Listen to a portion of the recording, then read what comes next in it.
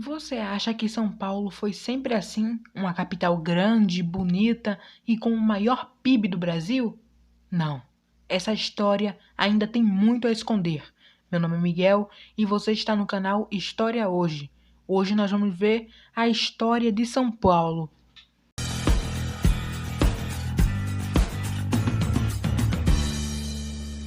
A fundação de São Paulo insere-se no processo de ocupação e exploração das terras americanas pelos portugueses. Inicialmente, os colonizadores fundaram a Vila de Santo André da Borda do Campo, em 1553, constantemente ameaçada pelos povos indígenas da região. Nessa época, um grupo de padres da Companhia de Jesus, da qual faziam parte José de Anchieta e Manuel de Nóbrega, escalaram a Serra do Mar, chegando ao Planalto de Piratininga, onde encontraram ares frios e temperados como os da Espanha. Do ponto de vista da segurança, a localização topográfica de São Paulo era perfeita. Situava-se numa colina alta e plana, cercada por dois rios, o Tamanduateí e o Anhangabu. A data oficial reconhecida para a fundação da cidade de São Paulo é a da Convenção de São Paulo, 25 de janeiro de 1554, quando foi rezada a primeira missa no local do colégio fundados pelos jesuítas Manuel de Nóbrega e José de Anchieta, que se chamou Colégio São Paulo de Piratininga, dando início ao povoado que se formou ao seu redor. O lugar escolhido foi estratégico, numa elevação entre os rios e garantindo proteção contra ataques e ampla visibilidade dos caminhos que levavam até lá. Atualmente, o local é conhecido como Pátio do Colégio e mantém parte da colina histórica preservada. Em 1560, o povoado ganhou foros de vila e pelourinho, mas a distância do litoral, o isolamento comercial e o solo inadequado ao cultivo de produtos de exportação condenou a vila a ocupar uma posição insignificante durante séculos na América Portuguesa. Em 1681, São Paulo foi considerada a cabeça da capitania de São Paulo, e em 1711 a vila foi elevada à categoria de cidade. Apesar disso, até o século, São Paulo continuava como quartel-general da onde partiam as bandeiras, expedições organizadas para apresentar índios e procurar minerais preciosos nos sertões distantes. Ainda que não tenha contribuído para o crescimento econômico de São Paulo, a atividade bandeirante foi responsável pelo devasseamento e ampliação do território brasileiro ao sul e ao sudoeste, na proporção direta do extermínio das nações indígenas que opunham resistência a esse empreendimento. Em seus 452 anos de existência, uma pequena aldeia formada ao redor de um colégio de jesuítas transformou-se em uma das maiores aglomerações do planeta. A região metropolitana de São Paulo, com 39 municípios e uma mancha contínua urbanizada de cerca de 1.700 km². A metrópole tem um eixo leste-oeste que cobre mais de 80 km de extensão urbana. No entanto, a cidade de São Paulo esteve contida durante 3 séculos iniciais em seu sítio original, uma pequena elevação entre o rio Tamanduateí e o ribeirão Anhangabu. O crescimento vertiginoso da URBS iniciou-se com a instalação da ferrovia Santos-Jundiaí, na segunda metade do século. A posição estratégica da cidade, como passagem obrigatória entre o porto e as rotas de escoamento de café, levou à modernização radical de sua estrutura econômica e urbana. Na passagem do século, a cidade já estava totalmente transformada. O comércio se diversificou, atraindo todo tipo de atividade, como casas de câmbio e hotéis, e a área urbanizada também se espraiou para atender ao rápido aumento da população, principalmente com a vinda de imigrantes estrangeiros, em sua maioria italianos, portugueses, espanhóis, sírio-libaneses, japoneses e judeus. A industrialização se acelera após 1914, durante a Primeira Guerra, mas o aumento da população e das riquezas é acompanhado pela degradação das condições de vida dos operários, que sofrem com salários baixos, jornadas de trabalho longas e doenças. Só a gripe espanhola dizimou 8.000 soldados em apenas 4 dias. Os operários se organizaram em associações e promoveram greves, como a que ocorreu em 1917 e parou toda a cidade de São Paulo por muitos dias. Nesse mesmo ano, o governo e as industriais inauguraram uma exposição industrial em São Paulo, no suntuoso Palácio das Indústrias, especialmente construído para esse fim. O otimismo era tamanho que motivou o prefeito de então, Washington Luiz, a afirmar com evidente exagero, abre aspas, a cidade é hoje alguma coisa como Chicago e Manchester juntas, fecha aspas. A partir dos anos 30, ao atingir 1 milhão de habitantes, a cidade assume um perfil de metrópole industrial. Começa a verticalização da área central e a construção de vários bairros industriais e operários. Destaca-se a inauguração, em 1934, do edifício Martinelli, o maior arranha-céu de São Paulo, na época com 26 andares e 105 metros de altura. A década de 40 foi marcada por uma intervenção urbanística sem precedentes na história da cidade.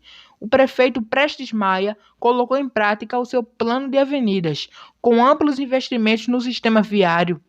Nos anos seguintes, a preocupação com o espaço urbano visava basicamente abrir caminho para os automóveis e atender aos interesses da indústria automobilística, que se instalou em São Paulo em 1956.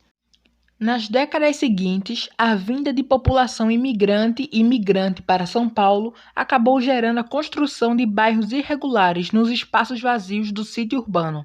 Isso gerou uma estrutura totalmente caótica de cidade. Atualmente, vivem em São Paulo mais de 10 milhões de pessoas, sendo quase 1 milhão em favelas. Por São Paulo, trafegam quase 6 milhões de veículos diariamente. A importância econômica do cultivo do café. Trazido ao Brasil, ocupou primeiramente as terras do Ceará. Posteriormente, na década de 80, foi introduzido no Rio de Janeiro, de onde se cultivou, se irradiou para São Paulo e Minas Gerais, penetrando pelo vale do Rio Paraíba. A mancha verde dos cafezais, que já dominava a paisagem fluminense, chegou a São Paulo, que, a partir da década de 1880, passou a ser o principal produtor nacional de Rubiácea, o café. Na sua marcha, foi criando cidades e fazendo fortunas. Foi no Oeste Paulista que a produção de café alcançou seu apogeu, em parte devida à terra roxa, à facilidade de comunicação e à existência do Porto de Santos. O desenvolvimento da cafeicultura no interior foi fundamental para o desenvolvimento da cidade de São Paulo. A pobreza dos tempos coloniais jamais levaria a imaginar a pujança e o dinamismo econômico, social e cultural que são característicos de São Paulo. Quem construiu toda essa riqueza? Em primeiro lugar, o que se poderia chamar de espírito bandeirante de São Paulo. O que é notável desde os primeiros tempos coloniais é que, num território inóspito, uma população escassa de colonos portugueses intensamente misturada à população indígena nativa e, mais tarde, aos escravos africanos, para formar este mundo de mamelucos, cafusos e mulatos da capitania e depois província colonial, fosse capaz, movida pelo gosto da aventura e pela ambição de sustentar um empreendimento de vulto e tão arrojado como as organizações das bandeiras, que resultariam na redefinição do território nacional em suas fronteiras atuais. É essa população cabocla, essencialmente mestiça, que manteve por 3 séculos a cultura tradicional paulista, a cultura caipira, encontrada ainda no interior de São Paulo. Mas engana-se quem vê nessa cultura uma forma de atraso.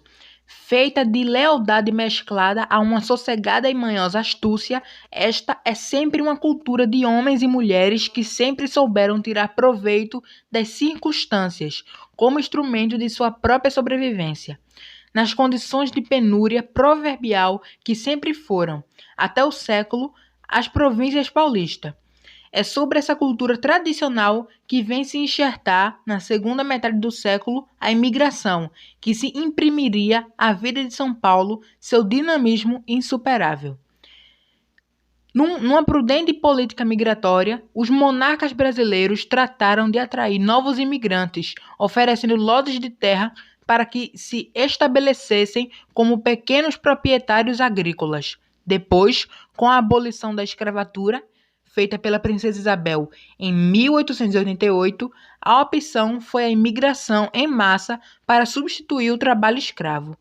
Os imigrantes eram embarcados na terceira classe dos navios e vinham instalados nos porões de vapores, onde a superlotação e as precariedades favoreciam a proliferação de doenças, de modo não muito distinto dos antigos navios negreiros. A diferença era que, agora, já não se tratava de transportar escravos para o Brasil. Muitos imigrantes morreram pelo trajeto. Da Europa até o Porto de Santos, a viagem demorava até 30 dias, no caso, um mês. O governo, apoiando a importação de mão de obra, recebia-os em alojamentos provisórios. A partir de 1887, passaram pelo complexo da Hospedaria do Imigrante, em São Paulo, perto de 3 milhões de pessoas. A hospedaria tinha alojamentos, refeitórios, berçário, enfermaria e hospital. O conjunto abrigava a Agência Oficial de Colonização e Trabalho, responsável pelo encaminhamento das famílias para as lavouras no interior. A partir de 1930, a hospedaria passa também a atender ao movimento migratório interno. Trabalhadores vindos de outros estados do Brasil são recebidos e atendidos. Hoje, o complexo abriga o Museu da Imigração, que reconstitui a saga dos imigrantes e presta uma justa homenagem àqueles heróis anônimos que ajudaram a construir o Estado paulista. Na virada do século, o imigrante constituía o grosso do operariado paulista. Em 1901, o Estado contava com cerca de 50 mil industriários. Menos de 10% eram brasileiros. A maioria absoluta era de italianos, seguidos de portugueses, espanhóis, alemães e poloneses, também entre outros. Cada imigrante tinha um bom motivo para se aventurar nessa. Então, terra desconhecida, mas cheia de esperança. Ao término desse vídeo, fazemos a pergunta: qual é a base da mistura cultural paulista? A resposta correta é o mundo. Afinal, no início da imigração, homens e mulheres de mais de 60 países se estabeleceram em São Paulo e em busca de oportunidades. Eles aqui foram acolhidos porque a província paulista necessitava de mão de obra para a lavoura cafeeira. E hoje, estima-se que em São Paulo seja a terceira maior cidade italiana do mundo, a maior cidade japonesa fora do Japão, a terceira maior cidade libanesa fora do Líbano, a maior cidade portuguesa fora de Portugal e a maior cidade espanhola fora da Espanha. A mistura de raças, etnias e culturas se acentuou com o correr do tempo e marcou profundamente a vida cultural, social e econômica da cidade de São Paulo. Bom, pessoal, esse foi um vídeo explicativo e resumatório sobre a história de São Paulo, o começo e também o meio e até os dias de hoje. Esse foi um vídeo para auxiliar vocês que não sabiam da história do estado de São Paulo. Espero que vocês tenham gostado do vídeo. Se gostaram, deixe o like para nos apoiar. Tchau, pessoal. Até amanhã.